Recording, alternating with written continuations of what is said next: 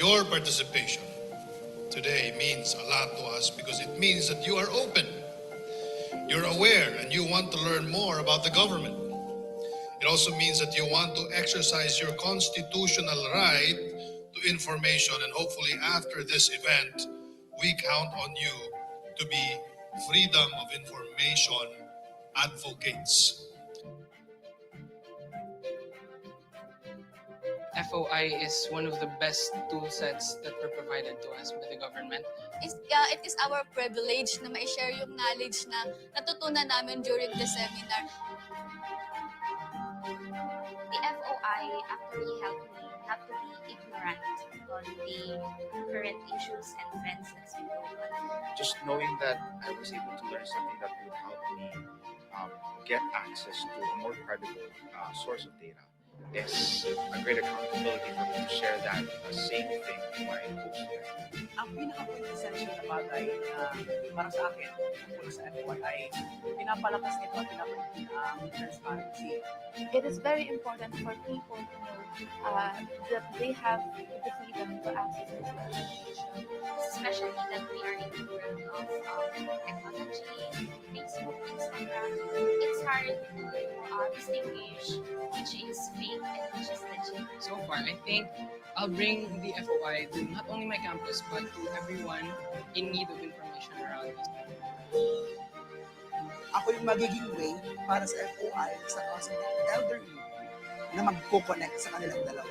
Para at least walang reason ang kahit sinong Pilipino na hindi namin alam. Malalaman nila dahil nandito kami as FOI ambassadors. Without access to information, without FOI, citizens of a democracy have merely changed kings. We are investing so much of your future because we know that sooner you will lead this country to greatness. We are very happy to engage you today as we want to build a community of smart citizens by having truthful, verified, and reliable information through FOI.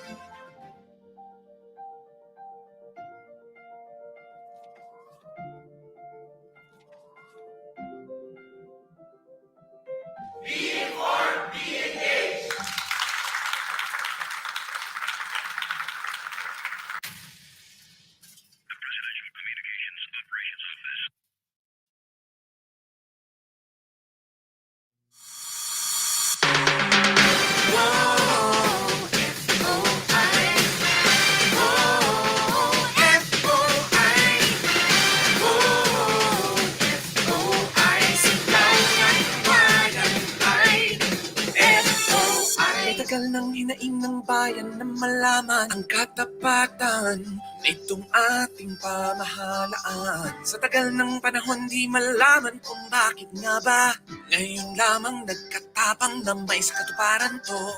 Hindi na pwedeng malay ko pa dyan at di na pwedeng walang pananagutan. Buksan na ang pinto, buksan pati libro, at nang malaman ng bayan, huwag mong sabihing malay ko. Alamin mo ang totoo. Malaya ka na ngayong malaman ang kasaysayan ng bayan. At di ka na maniniwala sa sabi-sabit haka-haka. Mas malaya ka kung may malay ka.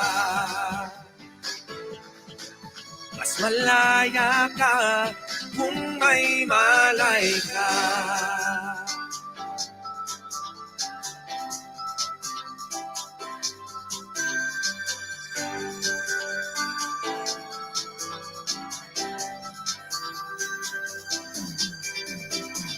Magtanong ka, alamin mo, alamin natin kung tunay nga ang pagbabago. Hakbang tungo sa tunay na progreso. Ito ay para sa lahat, di lang sa nakaaangat. Kaya tayo'y makialam para sa ating bayan. Hindi na pwedeng malay ko pa dyan, at di na pwedeng walang pananagutan. Buksan na ang pinto, buksan pati libro, at nang malaman ng bayan, huwag mong sabihing malay ko.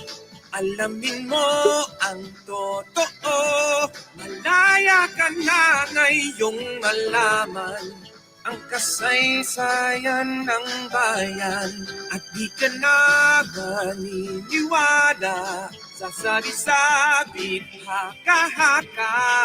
Mas malaya ka kung may malay ka. Mas malaya ka kung may malay ka. Ay sigaw ng bayan ay FOI.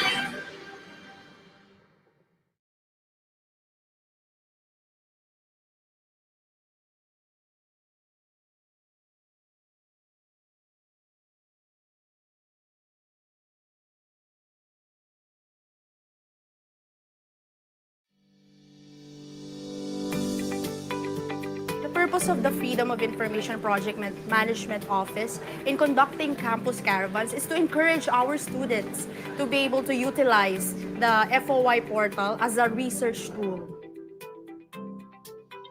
You have to go to www.foi.gov.ph, then create an account. You have to fill in the details. You attach your ID, then you verify your email address. Then afterwards, you can choose your agency, then you ask your question. Simple as that. Pakalaking tulong sa amin na malaman yung mga ganitong bagay kasi especially that I'm also a journalist, mahalaga na makagather ka talaga yung mga totoong information.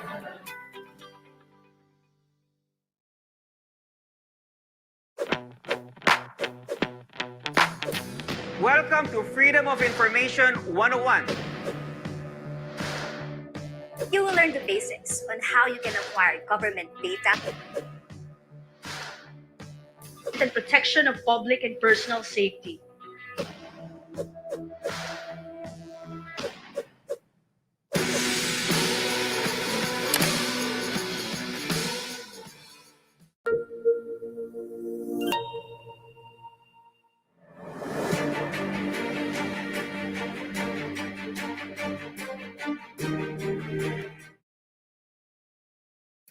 Ano nga ba ang Freedom of Information?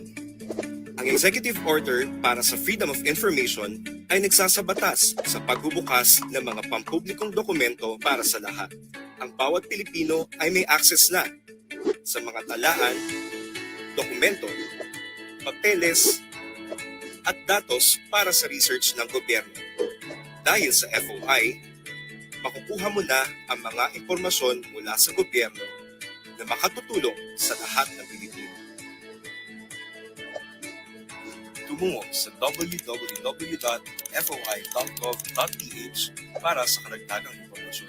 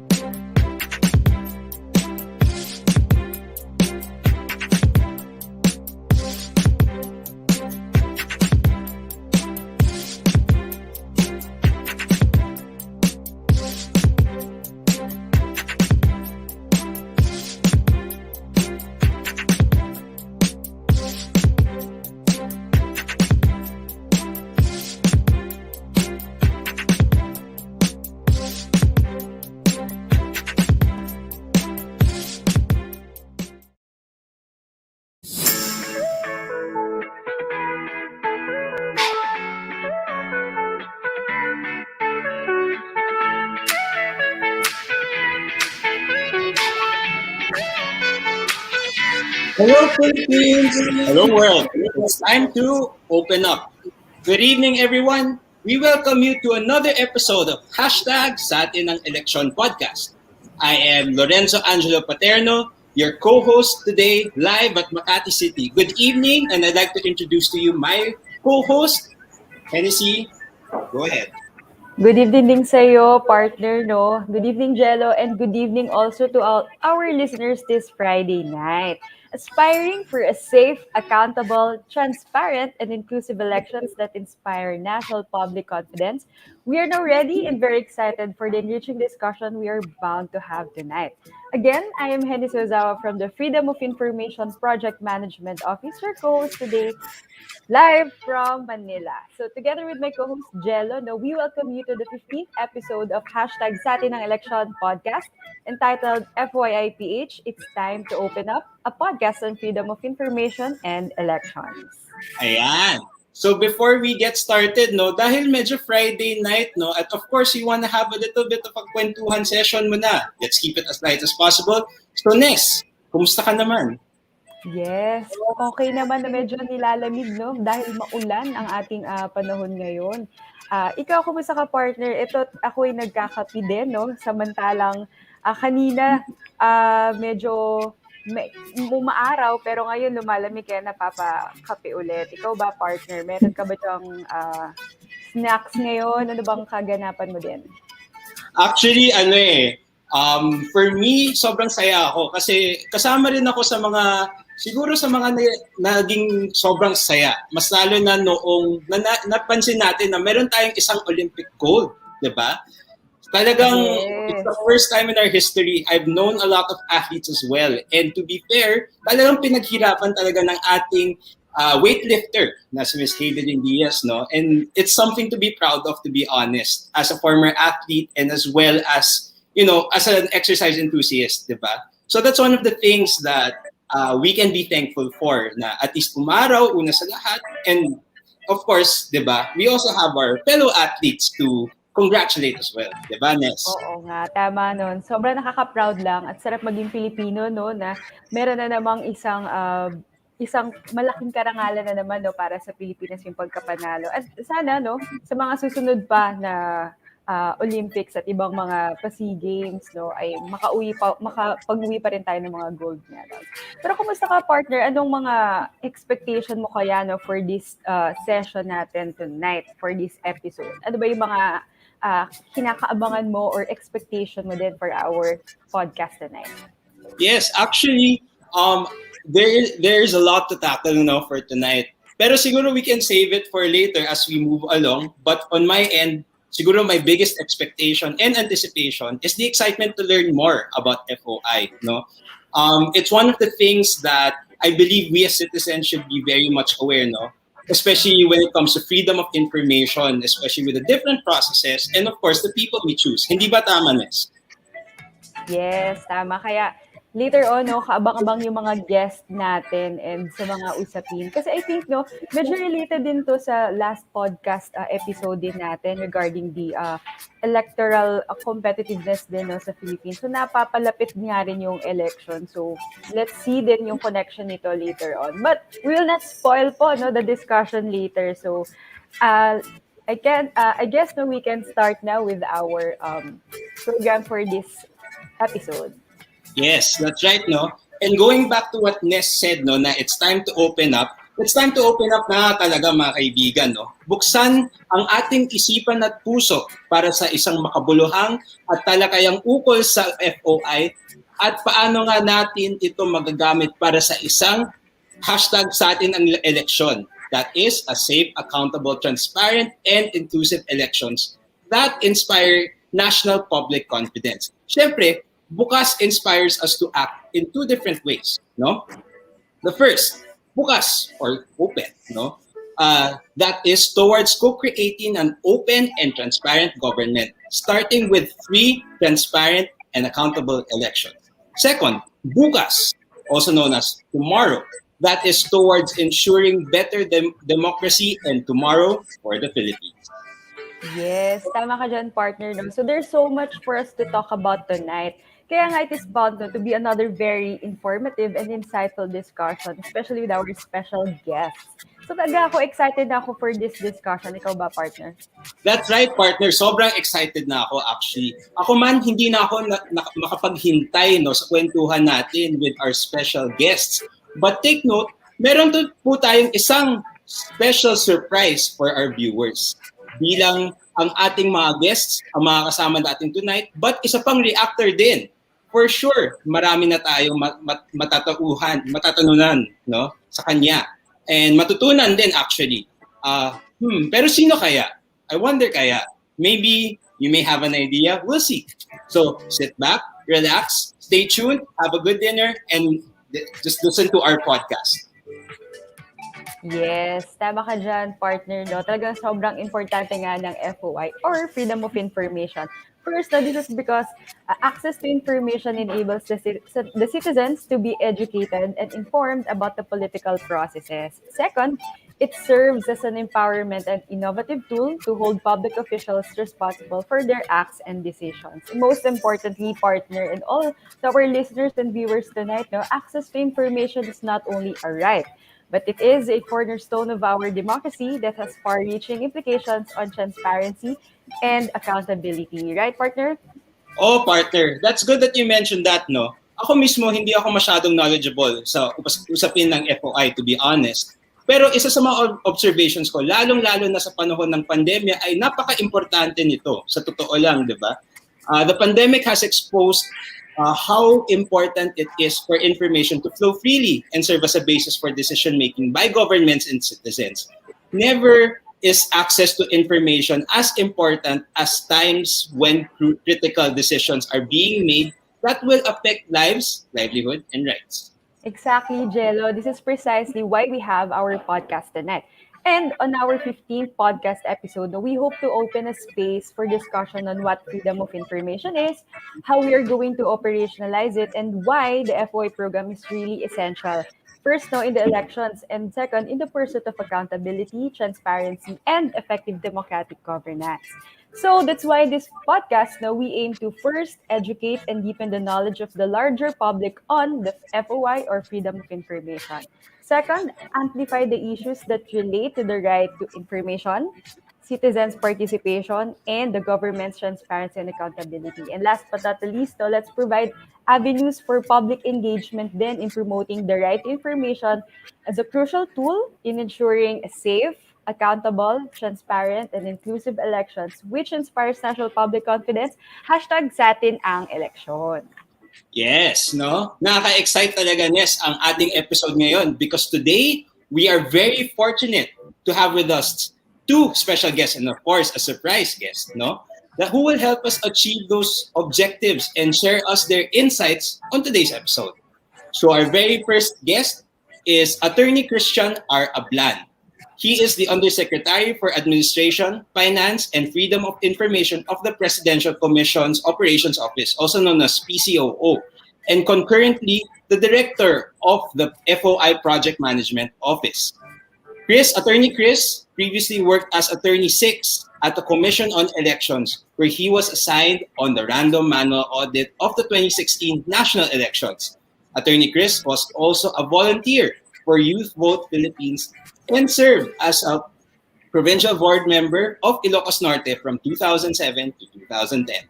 Chris holds a management degree from the Ateneo de Manila University, a law degree from the University of the Philippines, and a master's degree in public policy from the University of Auckland. He will soon receive his second master's degree, this time, second master's degree, in National Security Administration from the National Defense College of the Philippines. Attorney Chris is a career executive service officer with the rank of CESO2. And of course, hindi rin tatalo ang ating pangalawang guest, si Ms. Stoic Serna. Ms. Stoic Serna is a development worker for more than 2 decades. She began her career in government monitoring and the promotion of good governance, transparency, and accountability. She also has supported initiatives on citizens empowerment, citizens engagement, and social accountability. She currently practices thinking and working politically in transforming formal rules to produce their development outcomes in the fields of transportation and education. She is currently affiliated with the Advocates of Inclusion, Move as One Coalition, Move Metro Manila, and Commute. She finished her degree on Political Science and Development Studies from University of the Philippines and University of East Anglia, UK. So, di ko natatagalin to. We have very esteemed guests. Ladies and gentlemen, let us welcome our guests for tonight, Mr. Christian Ablan and Miss Stoic Serna. Let's give them one word.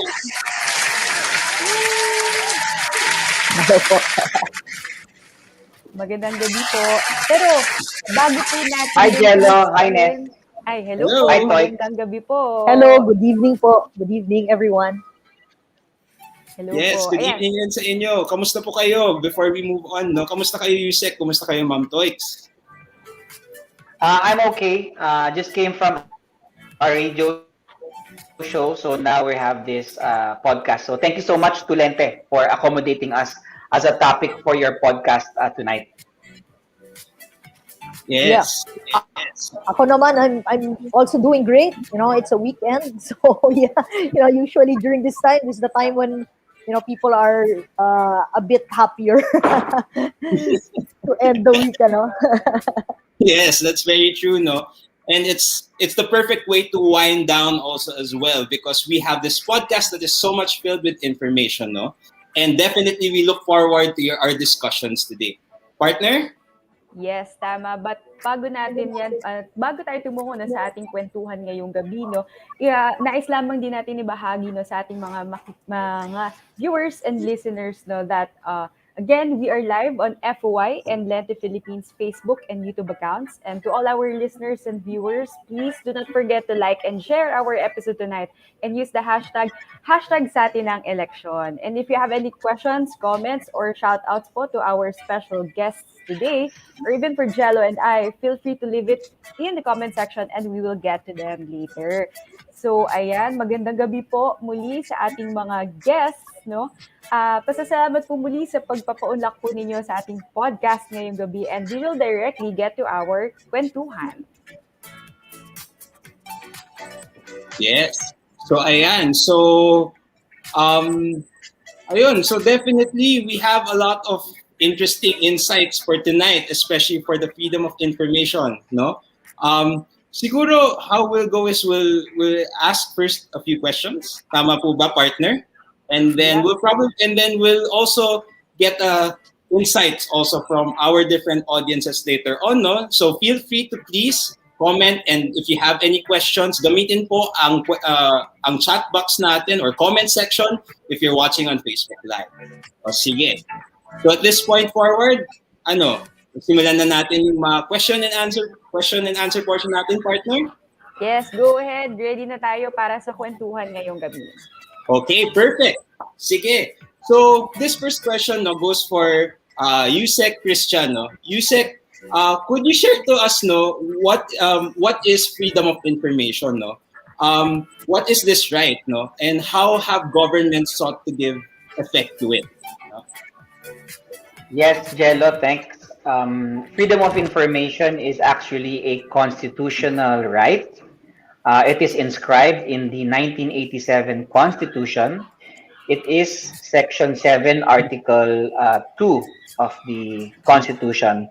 And this is a mechanism for citizens to be able to demand information from government because information is very important in policy making and nation building.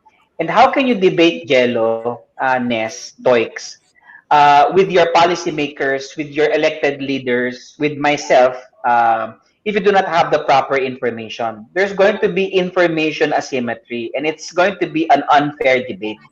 So you have every right as a taxpayer and a citizen to request information from your government. So that's what FOI is.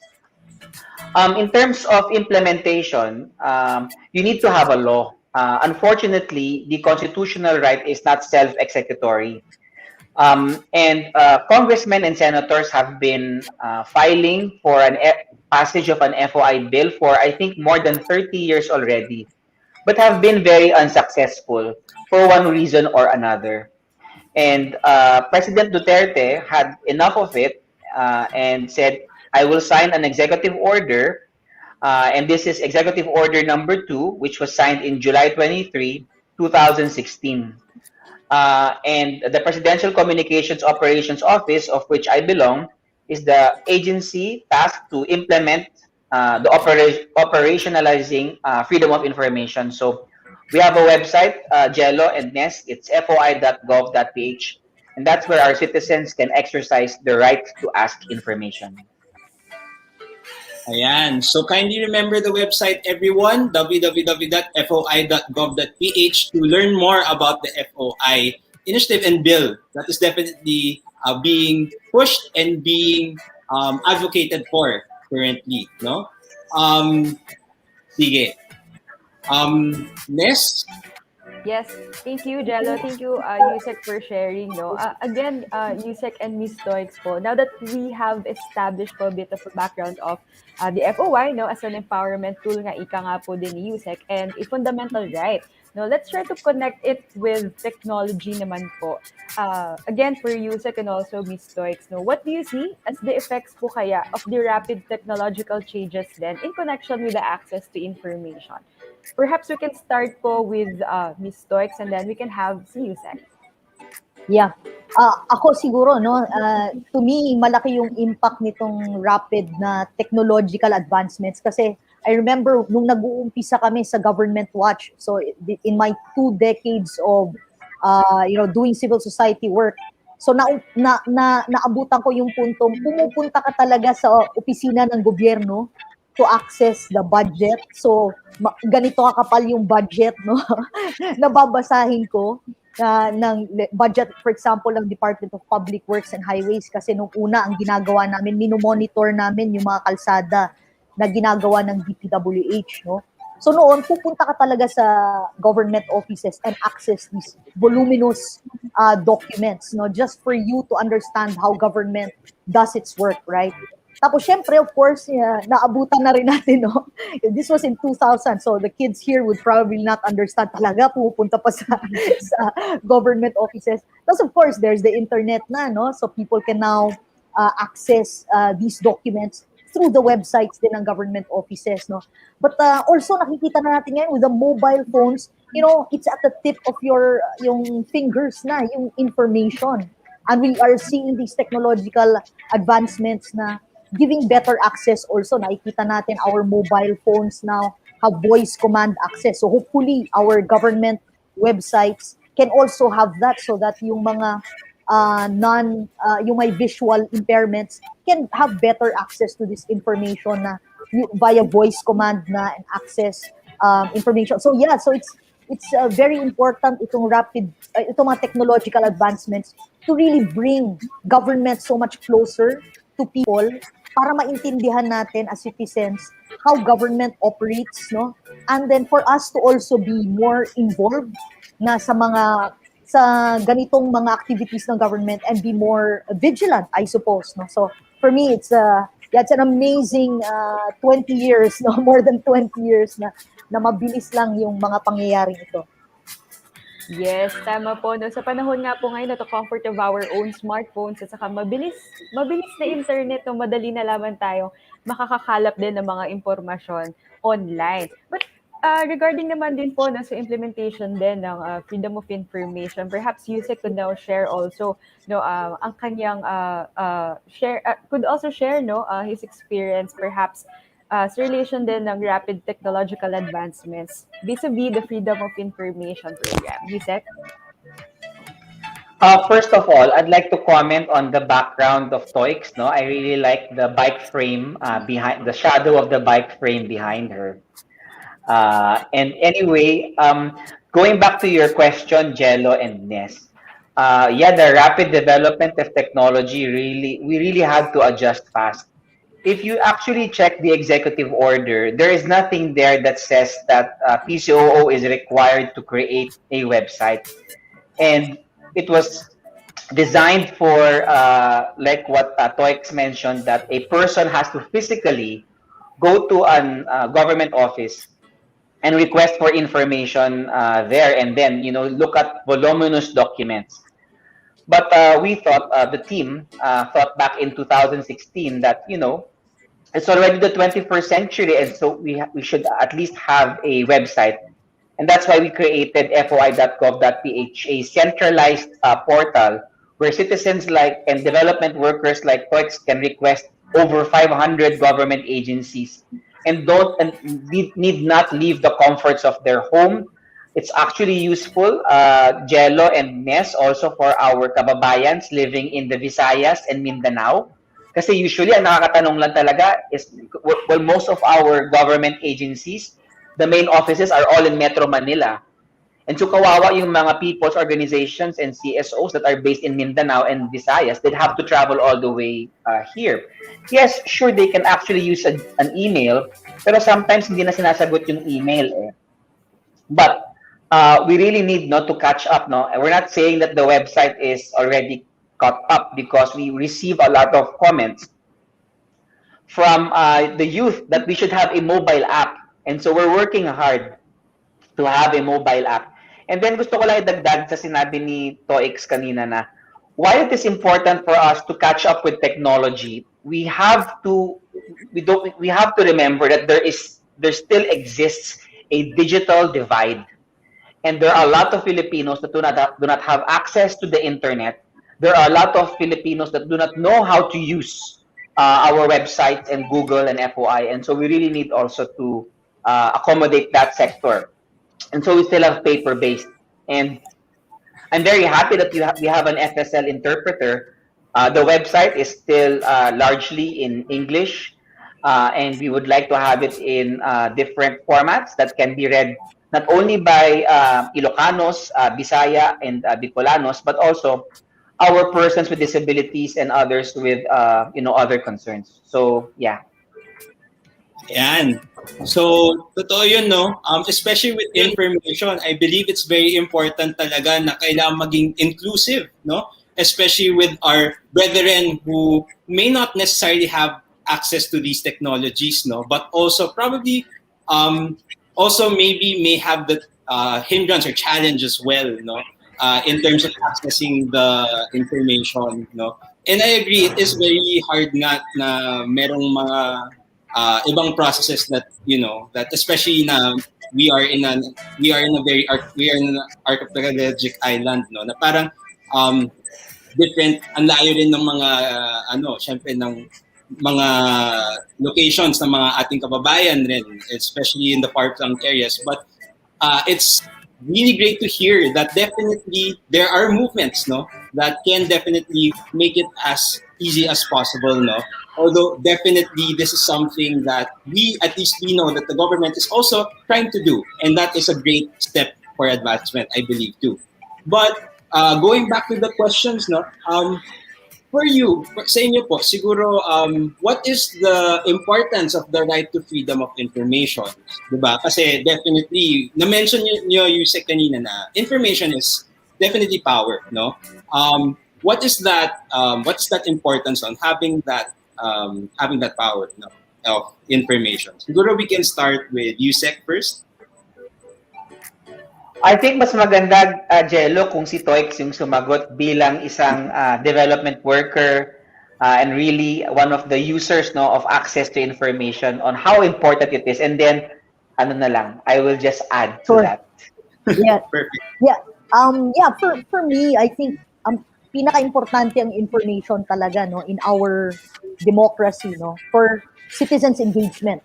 I think that's the key importance of information. Yung bang di ba, isn't it that when we get information and we know something, then we are able to act on that information. That's it. Information leads us to certain actions.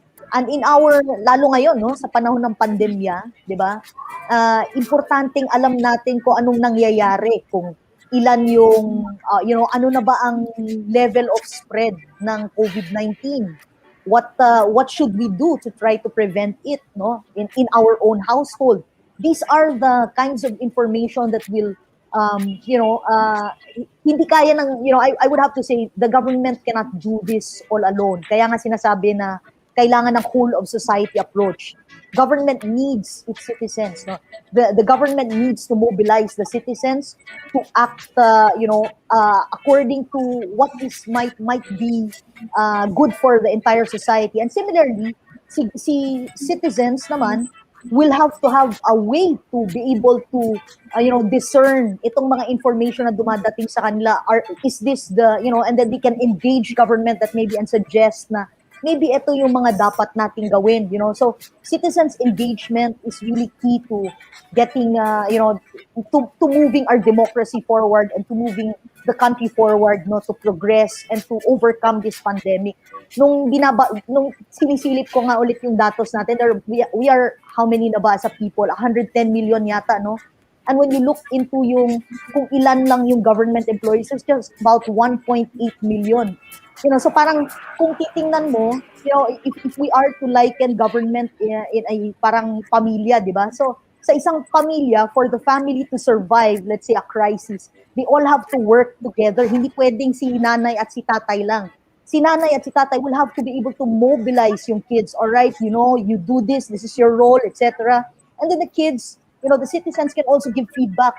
Mom, dad, alam nyo, medyo mali yata yung ganito, all these things, right? So if you have if you have a situation where hindi na engage ang citizens, then you just have government doing everything. 1.8 million, that's about, I don't know, 2% lang. For example, if you liken it to a family, 2% lang yan of the population. Baka kamay lang ni nanay yan. Kamay lang ni nanay ang gagalaw, for the family to survive.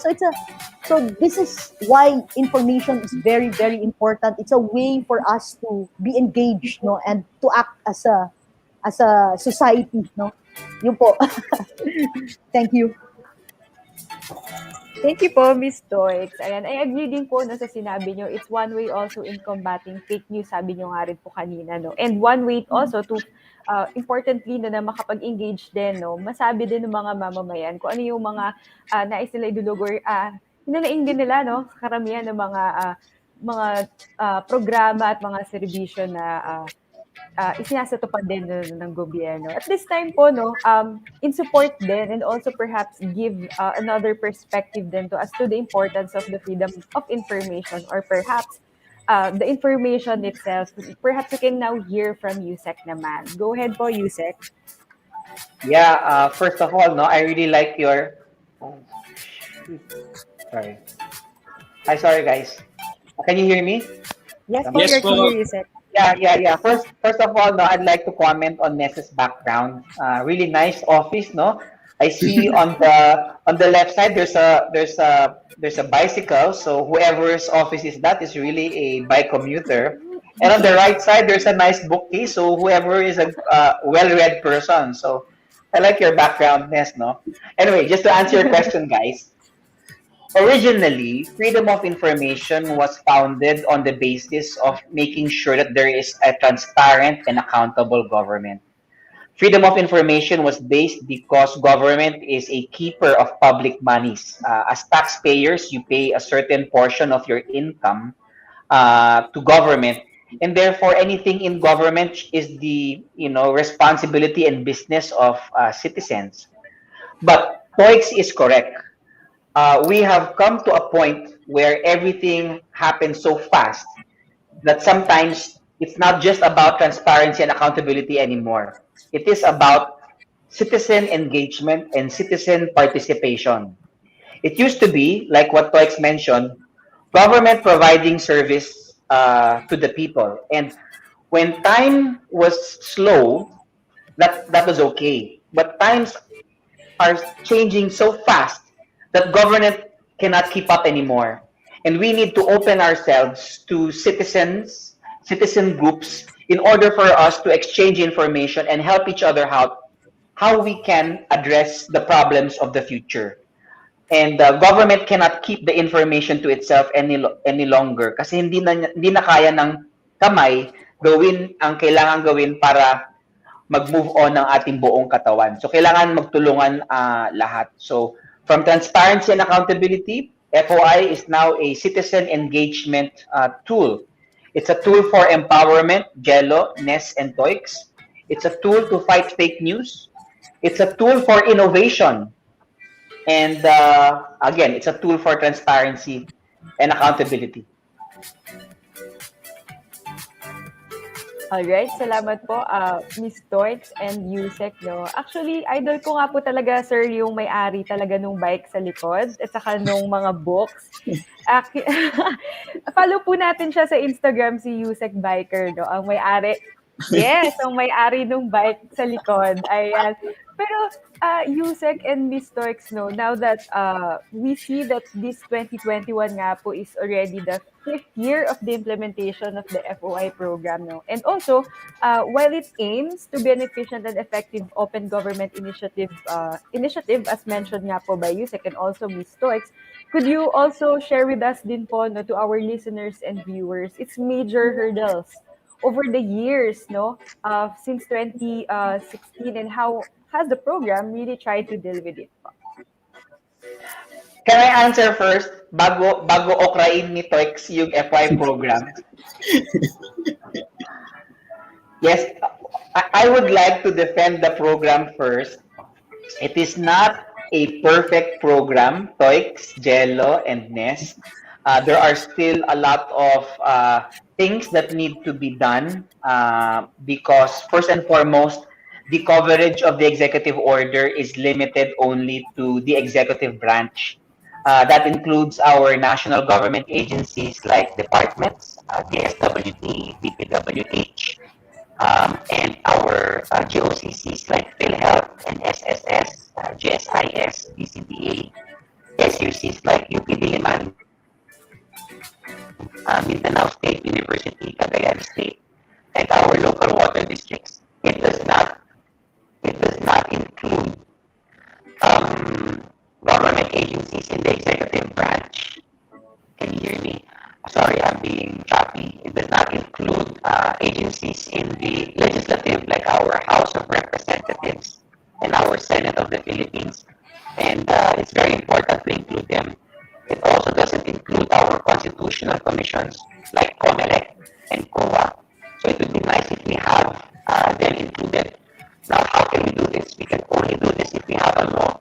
So I'm reaching out to Toix, to Jello, to our friends from LENTE, Hirayang Kabataan, with the youth vote.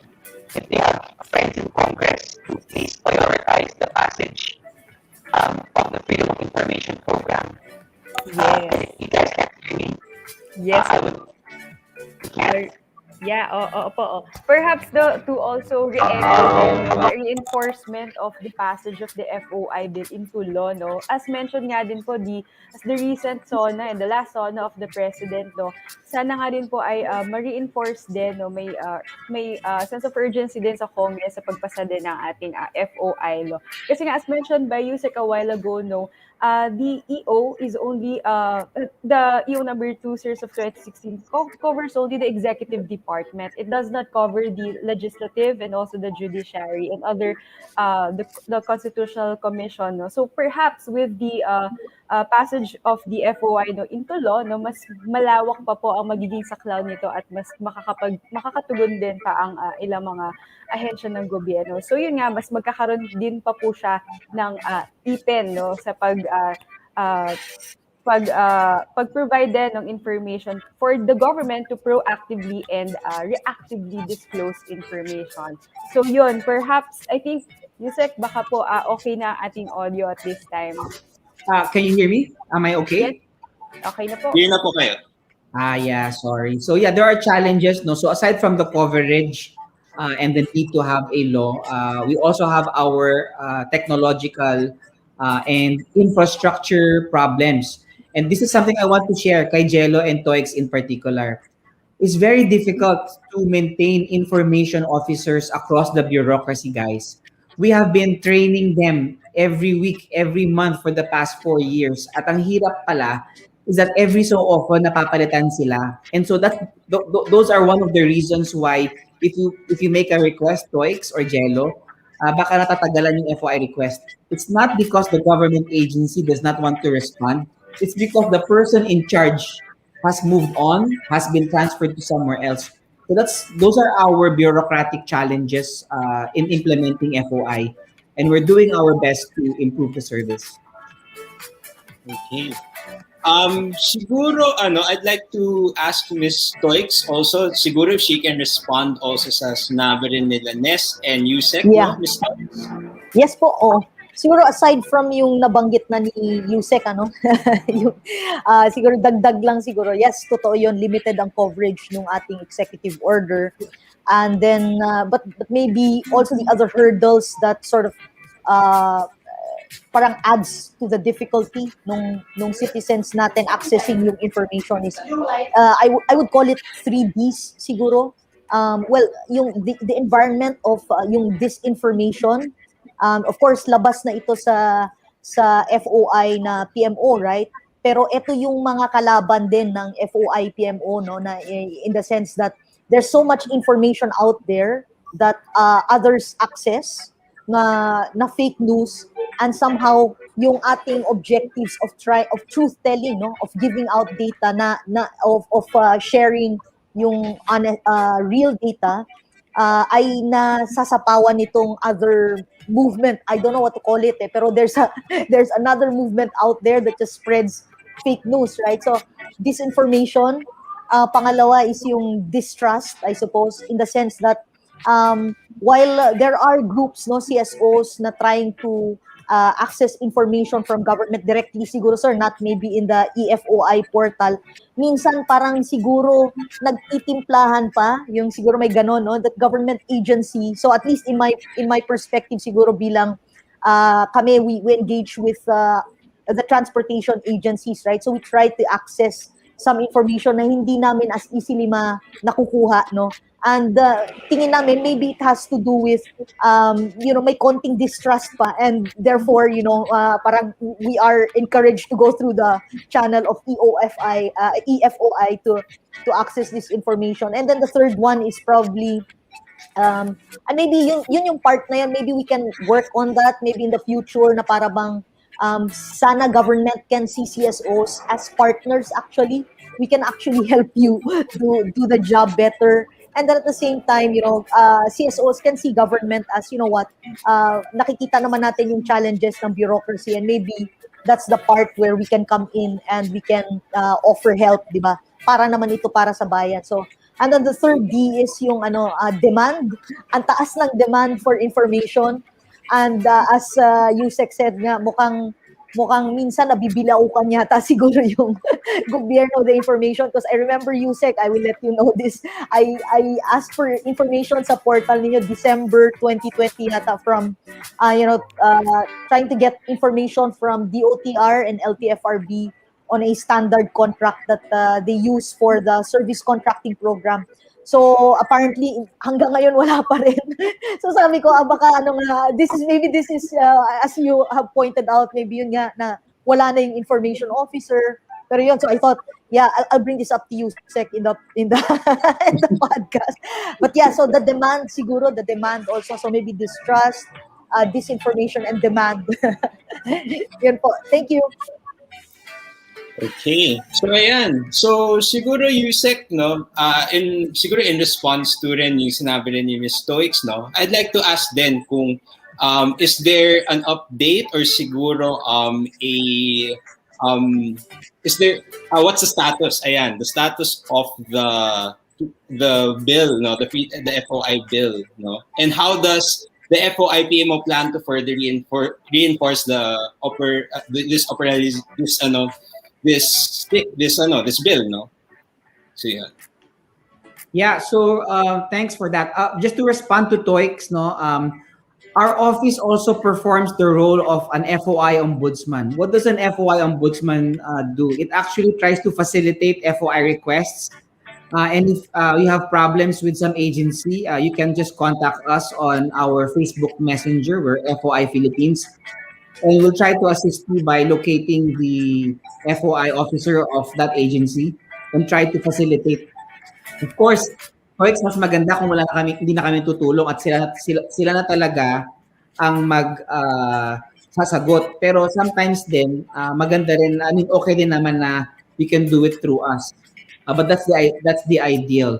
Just to address the concern of Jello, the status of the bill is actually both houses have the FOI bill, so that's good. At the House of Representatives, it was filed by the administration's version was filed by Congressman Alfred Vargas of Quezon City, and the status right now it's pending on the Committee on Public Information, chaired by Congressman Jojo Lara of Cagayan Valley, and vice chaired by Congressman Ron Salo. And we've had our committee hearings. We're now on the TWG stage. And hopefully within August, we can present it as a committee report to plenary. And hopefully before November or October, we can have it passed on second and third reading in the House before it passes to the Senate. So that's the status, Jello and Toix. Ayan. So it's great no na there is this and partner, 'di ba? Maganda na tignan na definitely even civil society organizations and government organizations come together to really push for the FOI bill, no. Partner, no. What do you think what should be the next step, no? Yes, oo, na-mention niya a while ago ni Miss Stoics din, no, yung kahalagahan din nung engagement din natin with the CSOs. Kaya naman, I would like to also share with you, and we also thank Lente, no, for partnering with us, lalo-lalo na sa FOI practice project natin, and also para din ma-practice din natin, no, how effective and also in support din, no, for the upcoming 2022 national and local elections. We can really test out the FOI portal itself, and also yung mga promises din na mga gustong isagawa ng mga nais kumandidato for the 2022 national and local elections. But as to that, no, yes, malaking puwersa yung nagagaling din na tulong at suporta ng mga partners natin from CSOs and also the development partners. So that's why we also welcome, no, the support also of LENTE and also from Miss Joy. So again, maraming salamat po, no, for that updates po, no, Yusek, and also for the sharing of Miss Joy. We really need a working FOI law, no, one that is all-encompassing and far-reaching, no, to capacitate more people to really demand from the government. So we're just in our first segment, and at this time, no, let's see the connection naman po of the importance of FOI program with elections dahil napapahapyawan na nga po. Speaking of transparency, Yusek and also Ms. Toits, FOI enhances transparency and enforces accountability. No, time and time, political candidates po in the elections promise to pass reforms, increasing access to government information, no, to root out corruption and improve public service delivery. At this time po, no, does greater transparency through FOI policies deliver on its anti-corruption or effective governance policy po? Yusek or Ms. Toix? Okay, no? So, dagdag ko lang yung kay Toix. I have friends, no, sa organization niya, Move as One. Nakasama niya mga co-volunteers. Si Ken Abante is one of them, no? And I remember that one of the information they were requesting as a coalition is actually information regarding the PAREX, no, the Pasig River Expressway. And I know there were some problems, no, with accessing the information about that. But as a fellow bike commuter, I join Move as One with your advocacy. Now, to address, no, Ness's concern about fighting corruption, FOI is really important also in fighting corruption because we're talking about the use of public monies for projects, and you can actually request for information from government to find out whether a project is actually existing. Di ba? Kasi baka mamaya the politician or the official would say that there's no budget, but there's actually a budget and there's like a ghost project. So there's several ways for us to use FOI to fight transparency and corruption, to fight corruption and uphold transparency and accountability. And one of them is to request for those contracts. All right, thank you po, Yusek, no, for for responding to our question. Ika nga po, no, one way to really counter-check the truthfulness and also the accuracy of the information being circulated online, and we can also counter-check the decisions and also the acts of the certain politician. No, FOI is really the key para ma-counter-check po natin dito. Right, partner? Yes, totoo yun, no? And actually, it would be also nice to hear from the side also of the CSOs, no, na why is freedom of information essential in the elections and for democratic governance, no? I'm sure Ms. Stoics can can have also a good idea on what to say here too, no? Given that she is also very versed from the development sector, no? Ms. Stoics? Yeah. So ako I would say na sa nararating or nalalapit na eleksyon, importante talaga yung information.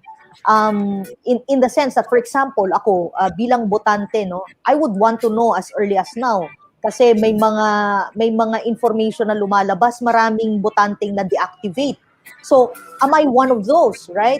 And then I would want to know, di ba, am I one of those na deactivate, and why was I, for example, deactivated even if let's say I participated in the previous na 2 elections. So these things are important kasi hindi pwedeng malalaman lang natin na election day na and then wala tayong, di ba, pumunta tayo sa polling place and we are unable to vote, no? So parang biglang na-disenfranchise ka.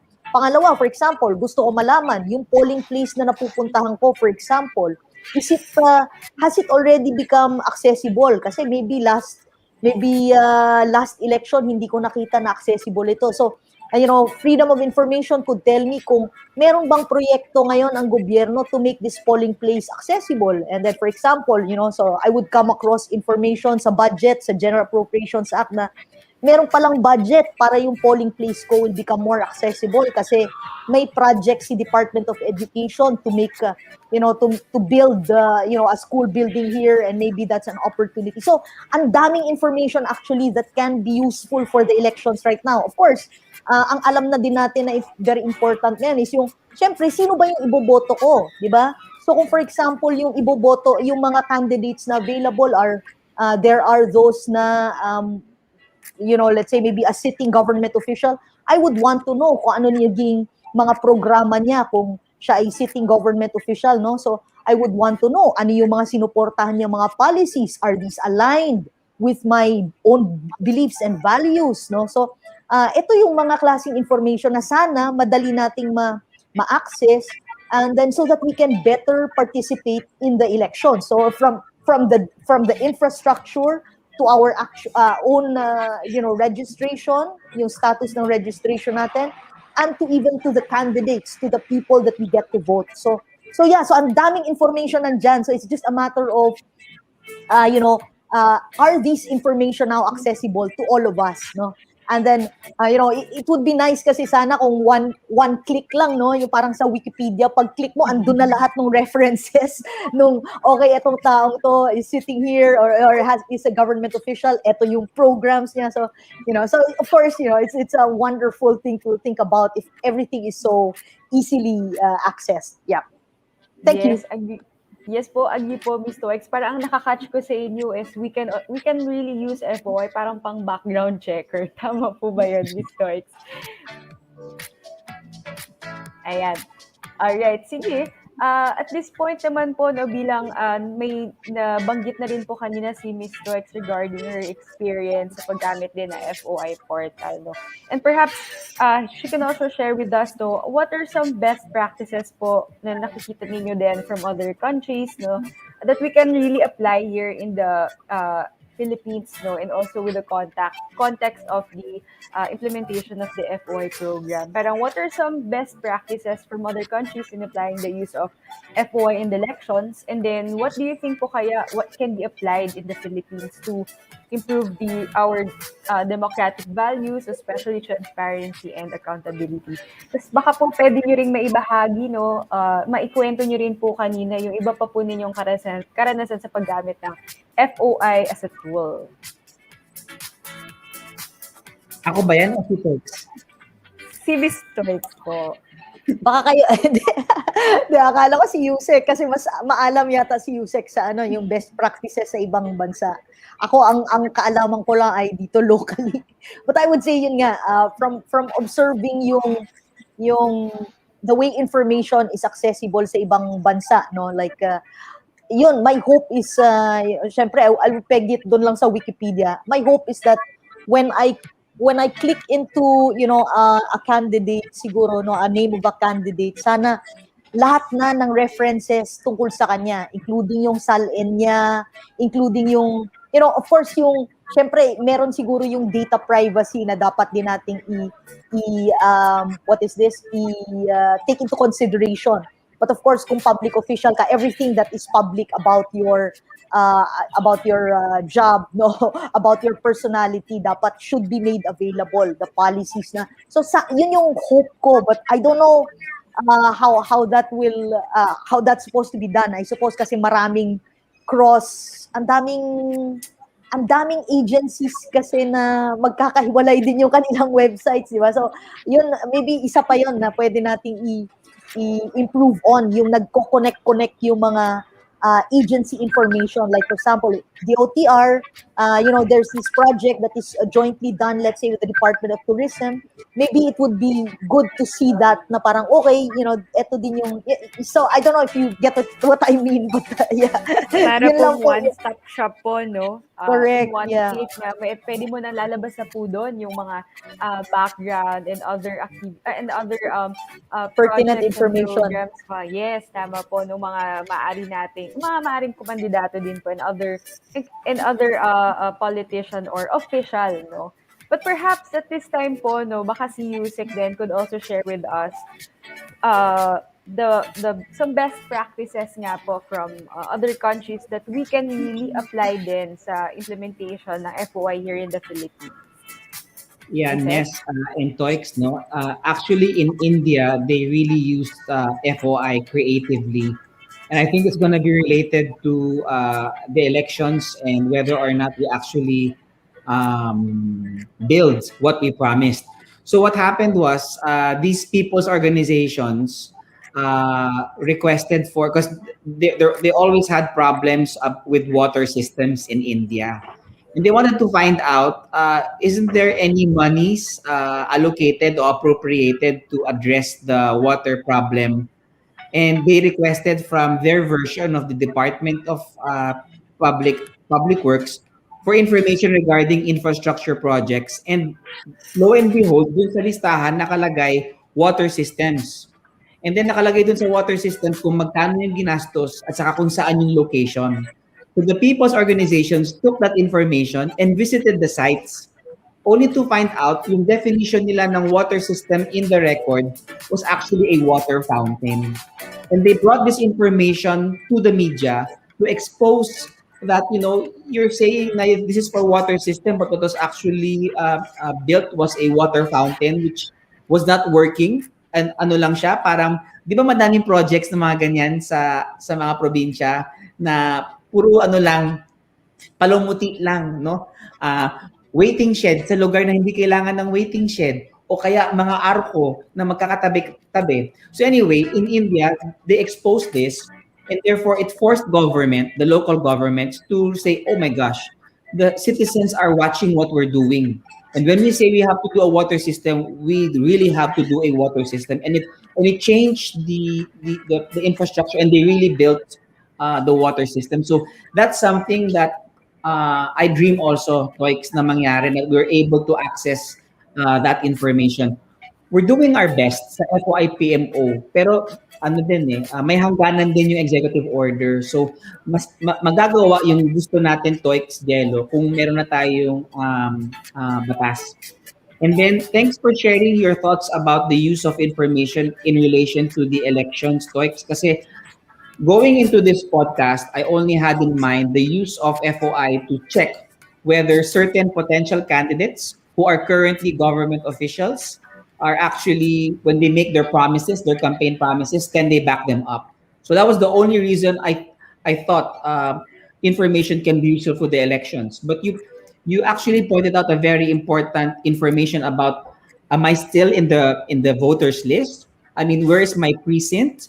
And unfortunately, those information is actually kept by the Commission on Elections, which is outside the coverage of the executive order. All the more, really, we have to unite, no, and say we have to pass an FOI law so that the policy covers all of government.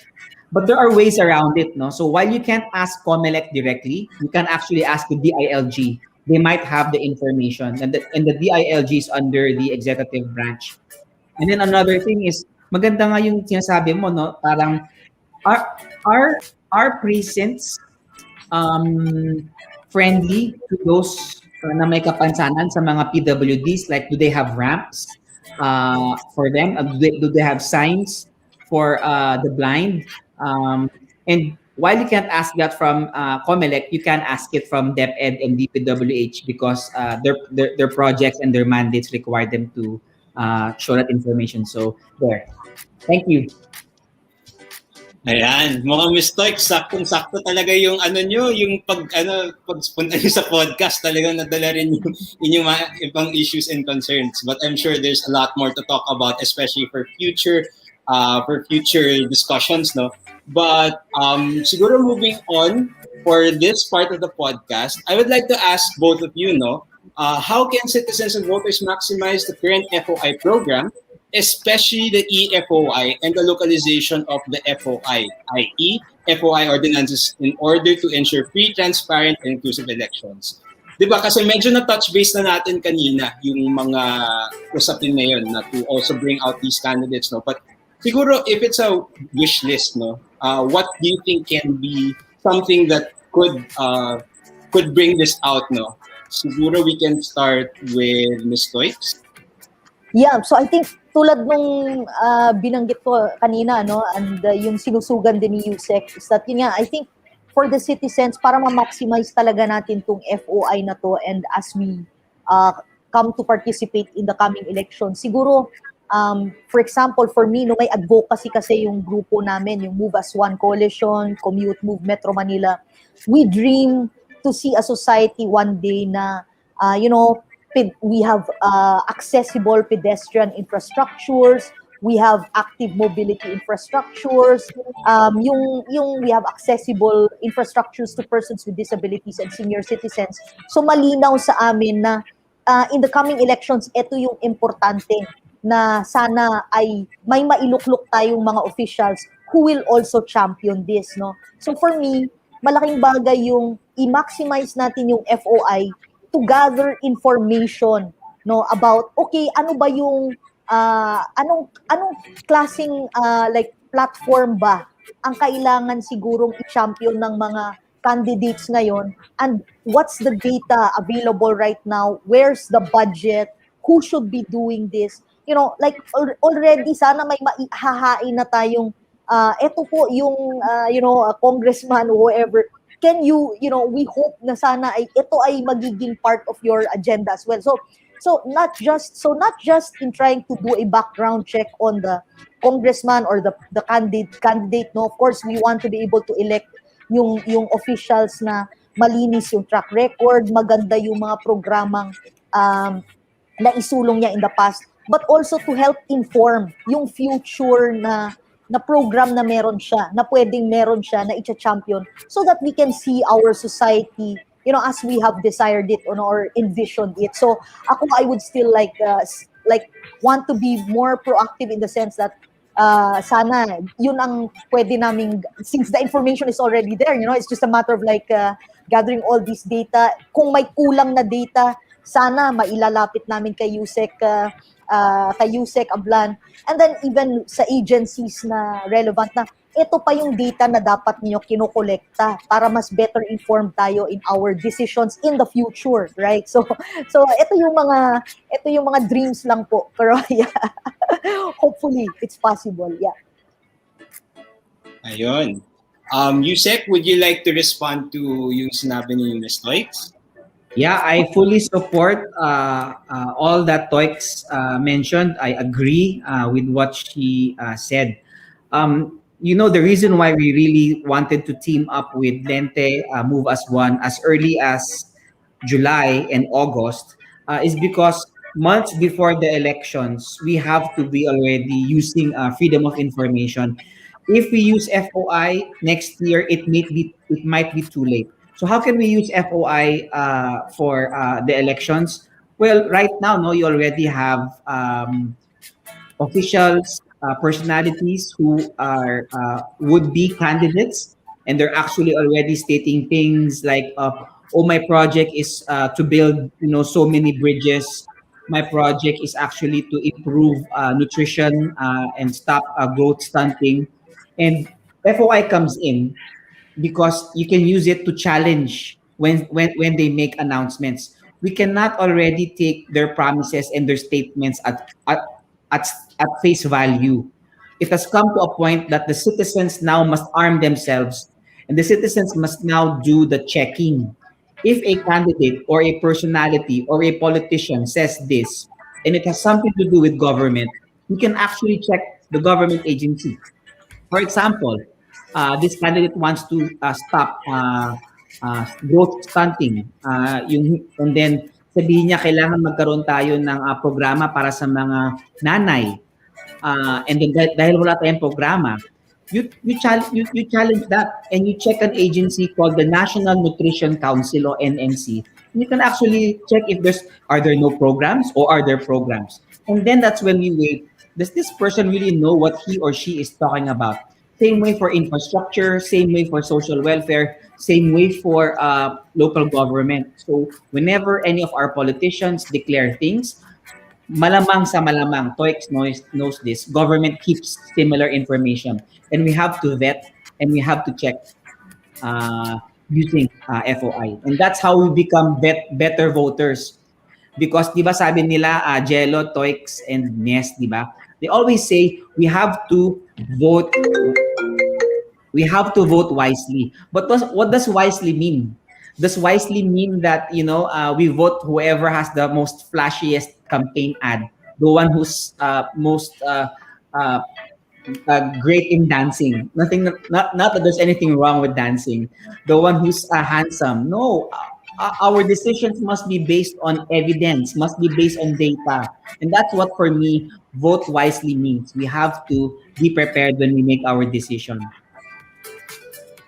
Alright, tama po, no? I agree po, no, use it, no? With the use of the FOI, we can already make more people informed, no? Better informed of how they will be going to vote wisely, for the upcoming 2022 national and local elections. Kaya naman at this point po, no, at this juncture, we would like to introduce also isa pa po nating bisita na perhaps ay meron din pong ilang mga pagbabahagi or meron lang din pong mga insights na maaring makadagdag po sa ating diskusyon. Tama ba, Jello? Yes, partner. Actually, nakaka-excite din yung ating susunod na speaker. Gaya na banggit natin kanina, ito ay isang surprise, no? For our reactor for this evening, no, is Attorney Ona. Attorney Ona has been an advocate of elections since her law school days in the Ateneo de Manila University and has now been serving as Executive Director of LENTE for 9 years. Moreover, with the supervision of Attorney Ona, LENTE has also established the following throughout the years: Bantay Karapatan sa Halalan, Human Rights Desk, Task Force Election, Hashtag Sa Atin ang Election, National Secretariat, and Law School Chapters. Attorney Ona has also served as one of the consultants of the Gender and Development Office of the COMELEC from 2018 to 2019, and recently finished her stint as an election analyst in Asian Network for Free Elections, Election Observation Mission in Sri Lanka. Ladies and gentlemen, let us welcome our reactor for tonight's podcast, Attorney Ona Caritos. Magandang gabi po, Attorney Ona. Ay, magandang gabi. Hennessy, magandang gabi. Magandang gabi, Yusa Chris and Toix, magandang gabi. Kinakabahan ako doon sa introduction ni Jello sa akin. Kasi si Toix, nung nagsisimula pala ako sa NGO world, si Toix na siya eh. So parang kung wala na yata ako idadagdag or wala na akong i-react pa dito. Tapos si Chris is para siyang Marvel. Kasi siya, crossover ng election and FOI. Kasi kanina in the introduction, Chris started out in COMELEC as part of Chair Andy Bao's office. Tama no, Yusek Chris? And now he's working with FOI. So, crossover ng dalawang universe that we're talking about in tonight's podcast. So, yun lang. Wala namang reaction. Magre-react na ba ako, Jello? Hennessy? Yes Oo, po, react no? na react na attorney. Bilang kasama po sa ating mga nakikinig kanina sa mga usapan, perhaps makapagbahagi din po kayo ng ano po yung maaari ninyong komento, no? O masasabi po ninyo sa mga discussions natin kanina with our guest, si Yuse Chris at si Miss Toex. Kung baka any comments po or baka meron din po kayong reactions or additional input sa mga naging usapin kanina. Siguro yung gusto ko lang idagdag, paulit-ulit na itong nabanggit all throughout tonight's episode, yung importansya ng information sa darating nating election. Now more than ever, yung information that our voters, the electorate will be getting in the elections next year is important. Importante naman information in every electoral cycle. But because of what's happening now with the ongoing pandemic, people are forced to check out Facebook more, check out Twitter, YouTube more. And since 2016, we've seen how disinformation, misinformation has been used to twist or change the narrative in our elections. So nakita natin yung dalawang factors, misinformation, disinformation, how it's used and twisted in the elections to favor one candidate or one party, and the forced migration of people to the online platforms to get their information because of the ongoing pandemic.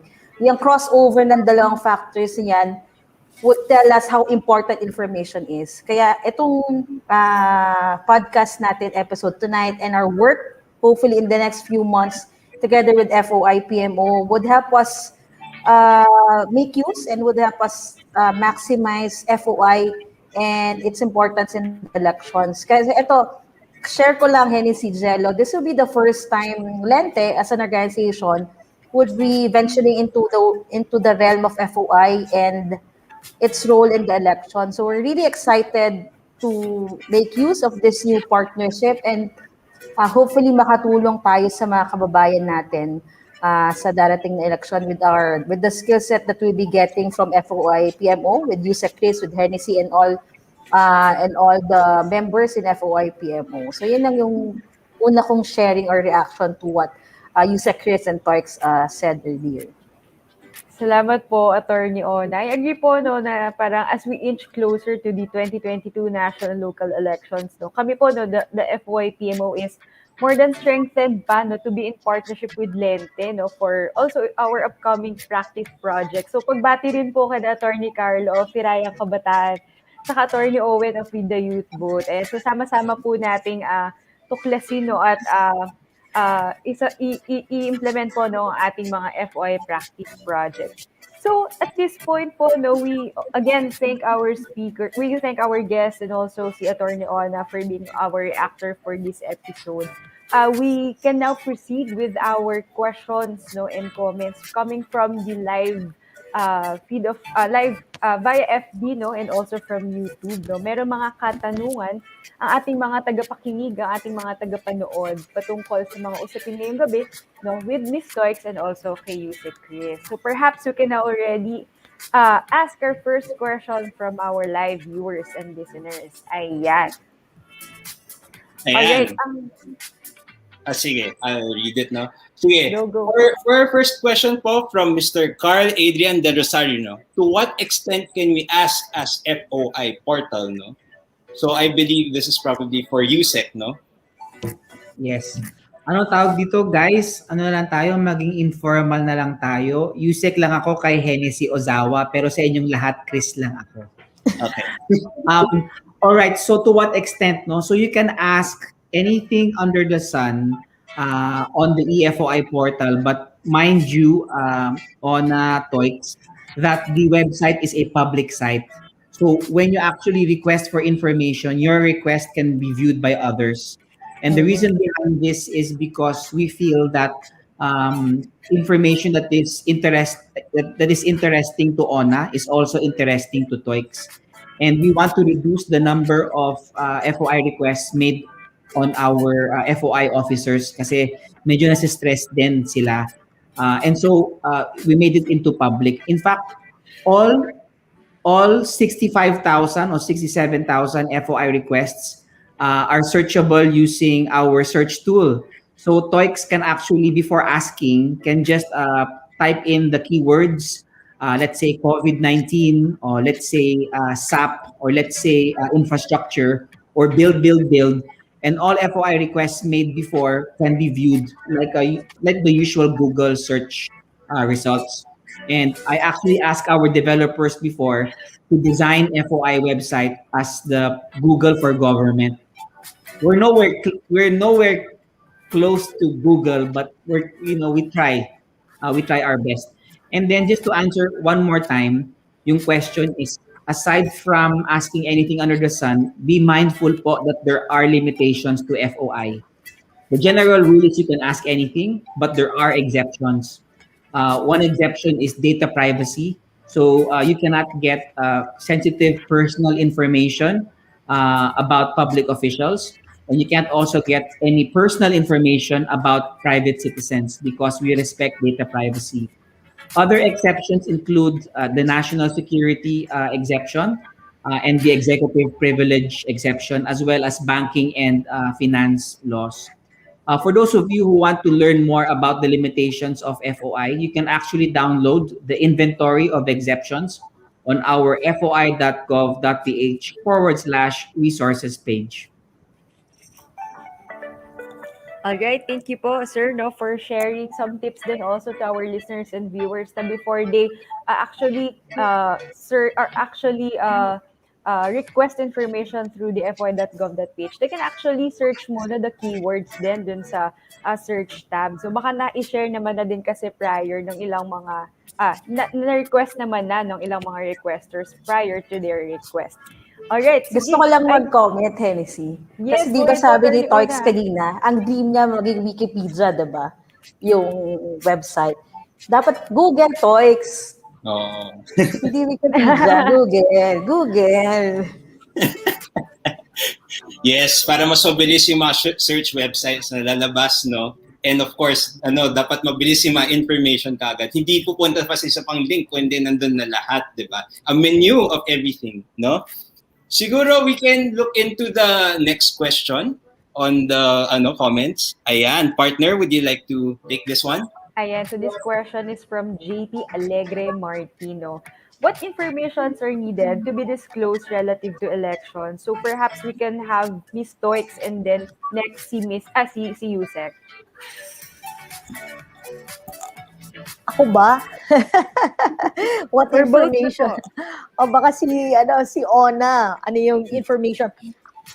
Actually, I don't know kung answer ito or question kasi yun nga one of the things that I've also been and I'm not, I think, pero siguro may mga kulang pa, yung full disclosure na, yung automatic disclosure of information rather than requesting for it. So I would really hope that, many of our government agencies, na parang hindi na kailangan hingin pa yung information. It's already in their websites dapat. So that is my dream na sana, we're getting into service contracting, for example.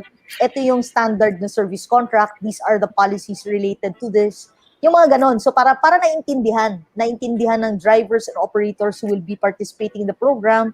Kasi minsan yung kakulangan ng information na yun yung nagdududa pala yung mga participants. So for the elections, si Ona na siguro sasagot. Ano yung dapat automatically na fully disclose? Siguro yung gusto kong dagdag, na-discuss na naman to ni Chris earlier. Hindi kasi covered naman nung executive order on FOI ang COMELEC kasi ang COMELEC ay Constitutional Commission. But working with COMELEC, just like any other government agency, they're covered dun sa kailangan nila mag-reply within 14 days. So, sulit lang tayo sa COMELEC, maghingi lang tayo ng information sa COMELEC dun sa mga kailangan nating malaman. Pero just to answer the question, ano ba yung mga information na dapat nire-release automatically ng COMELEC? Sana hindi mahirap yung katulad nung nabanggit mo nga twice kanina, yung status natin as a registered voter.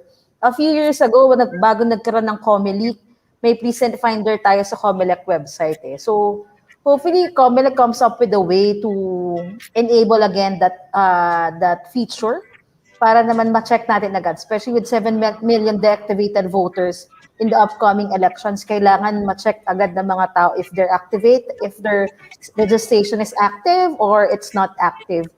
Pangalawa, yung sa location ng mga voting centers at polling places.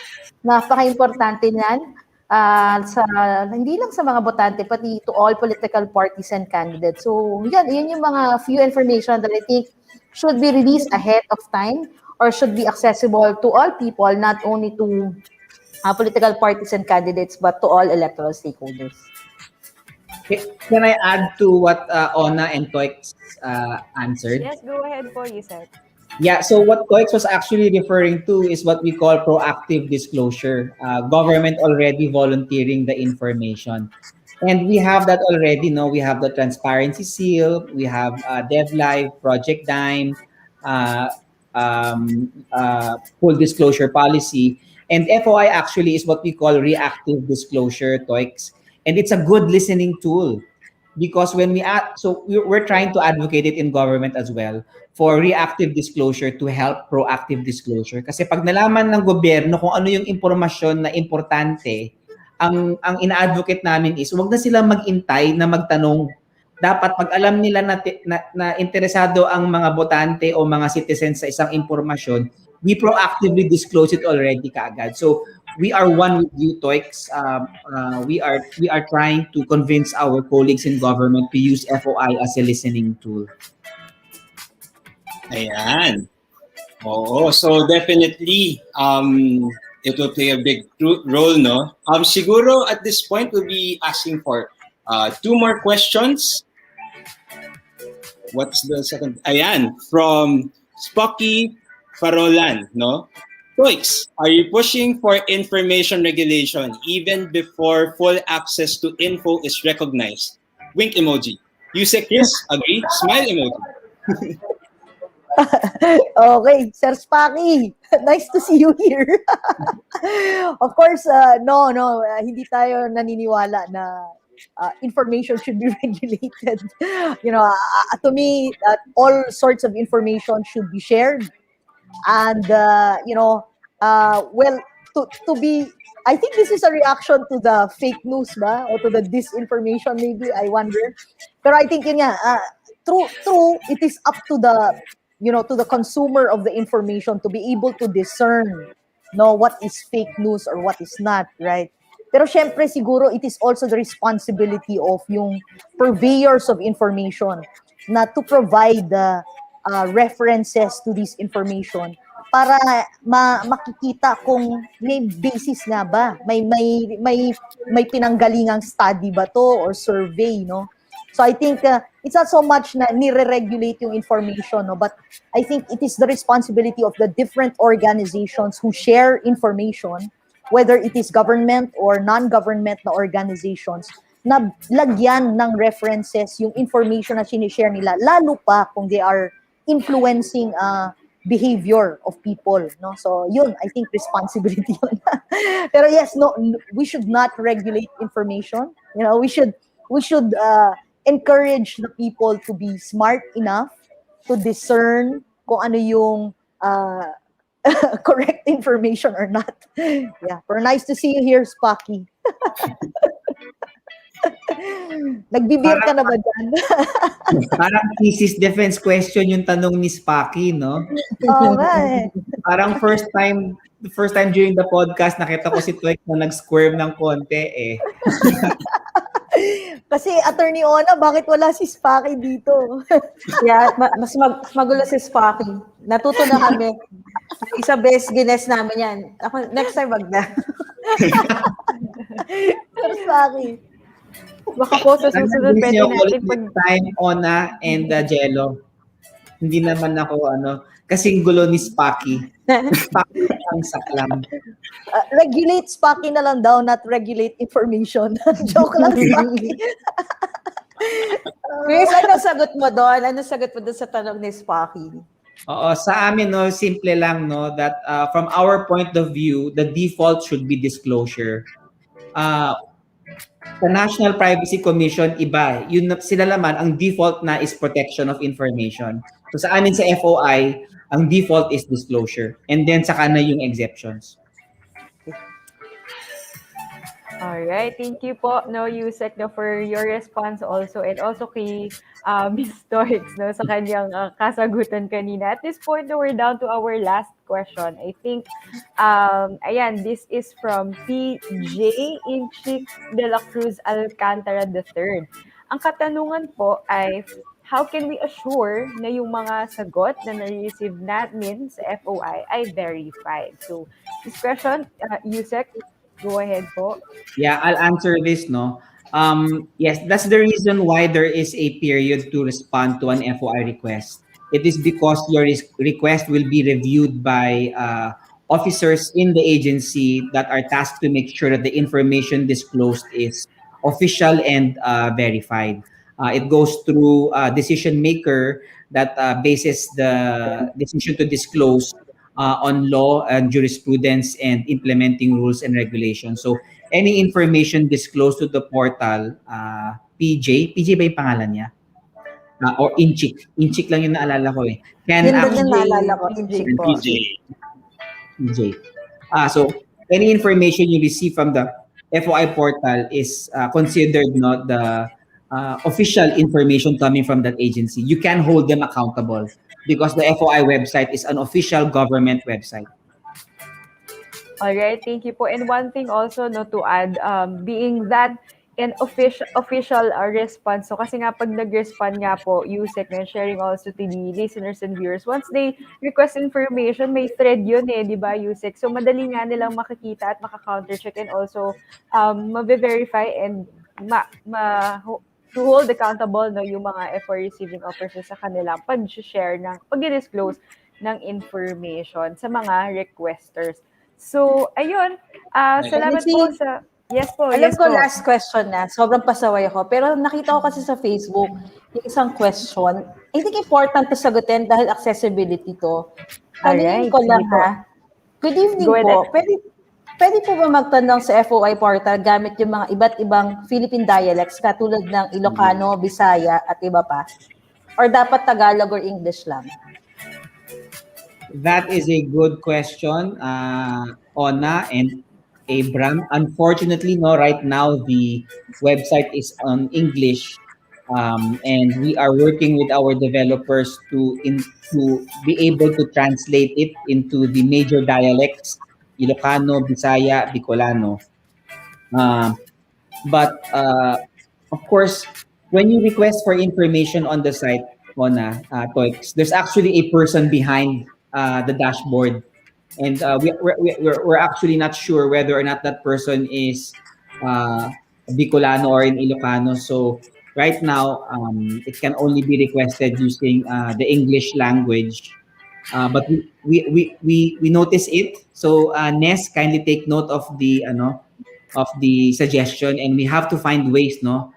And if you guys can have best practices about that on accessibility, on how we can transform the website into a thing that even though they know about the internet but don't have difficulty communicating in English and Tagalog, especially those who are in the Visayas and Mindanao, no, hindi naman sila nagkasalita ng Tagalog or Filipino.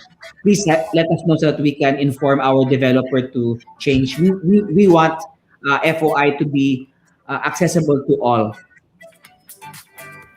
Ayun, thank you po, no. Parang tayong BDO, no, Yusek. We find ways, sabi nyo nga. So, yes, susubukan po natin yan na mai-add pa no, sa mga susunod na kaganapan at aktibidad din ng mga ng FOI. So, ayun, at this point po, no, muli, pasasalamat po sa ating mga guests and also to our reactors and also to our live listeners and also viewers no, sa FOI Philippines and also LENTE Philippines FB and also YouTube. Maraming salamat po sa pakikinig. Salamat din po to our guests, Ms. Torix and also si Yusek. At this point na po, baka po meron lang kayong huling parang panawagan na, no?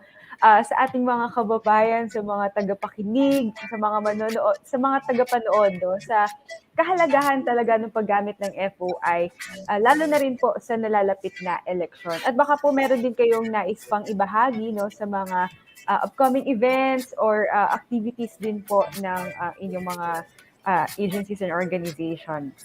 Perhaps we can start with Ms. Toy. Ayan, so thank you. Thank you very much to Lente for the invitation, and thank you to USEC Chris for for this interesting discussion, and to Hennessy, Joy, and Jello. Yan. So yeah, I just want to say that I look forward dun sa partnership ng Lente with FOI-PMO. And yeah, and sana many citizens can be encouraged to really demand for information, access information, get to know their government better, get to know their, yung mga candidates that will run next year, and para alam talaga natin kung sino dapat yung ating magiging kasangga, no, sa gobyerno come May 2022. Another 6 years po ito, so that these are ito yung ating magiging kasangga din sa buhay natin, no, as we progress, no. Sana advance ourselves in our lives. So yun po. Thank you very much for this opportunity. Salamat po, Ms. Toy. Yusek, Salamat po. Thanks. I really enjoyed my time at the podcast. I was actually asking Ness, sigurado ka the podcast is 90 minutes? Parang ano pa bang pag-uusapan ng 90 minutes? And now I realize I actually want more time, no, for my soapbox to say things. But all I want to say is thank you to Lente for giving us an opportunity on your platform to meet and talk to your stakeholders. But gone are the days wherein the citizen or voter are the passive participants in society. Today, we have to be active. We have to be engaging with our government. And in order for us to do that, we have to have the proper information. Like I mentioned earlier, we've always heard the phrase vote wisely time and again. And what does that mean to you? To me, it means we have to have the evidence, the data, the information when we choose which leader to lead us in the next 6 years. To use FOI, it's now on foi.gov.ph, and you can ask almost 500 or more than 500 government agencies. We will try our best to address the concerns of the website, and we hope that we can convince you to convince your friends in Congress to pass the FOI law in order for us to have better implementation. Again, maraming salamat on Jello, Toix, and Ness, and Ma'am Joy for the time this evening. Ayan. Totoo yan, no? Nakabitin din yung podcast. But malay natin, there will be a second episode, di ba? Di ba, Attorney Ona? Malay natin, di ba? And we may definitely work on that, no? So, Attorney Ona, meron ka pa bang ibang gustong sabihin before we close, no? Ako gusto ko lang sabihin yung lagi kong naalala nung growing up. Si Ernie Baron, I don't know if if you, Hennessy, Ness, Jealous, familiar with Ernie Baron. So No, Ernie I don't Baron, know. Sino yun? not familiar with Starks. Pero yung si Ernie Baron kasi known siya for one statement. Yung lagi niya sinasabi at the end of his segment that is knowledge is power. And I think for the elections next year, knowledge really is power, but we need to have yung true knowledge na may signal, na tama yung signal. Kasi ang daming knowledge ang daming information out there, but we need to be sure that the information that we're getting is the correct and truthful information. So that we could vote wisely, sabi nga ni Yusek Chris. Maraming salamat. Ayan. So siguro before we move on na to our last part of the program, is there any plugins na gusto nyong isabi, shout-outs maybe, or even upcoming events or social media pages that you want to promote, no? Ma'am Toix and Chris? For us, you can follow yung advocacy ng Move as One Coalition. We have a page. Meron din yung Advocates of Inclusion. Ito naman yung grupo na nagsusulong ng better access to accessibility, no, for persons with disabilities.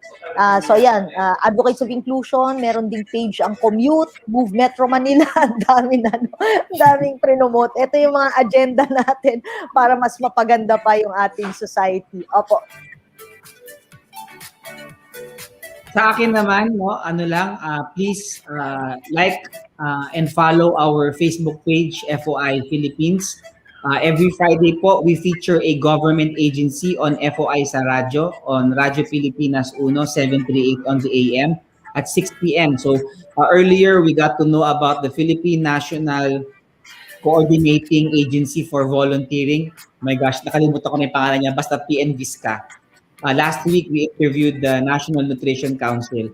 And also, we have a show. It's called FYI, every Sunday, airing on the very popular IBC 13 at 8:30 in the evening. And yeah, and please use the FOI website, foi.gov.ph.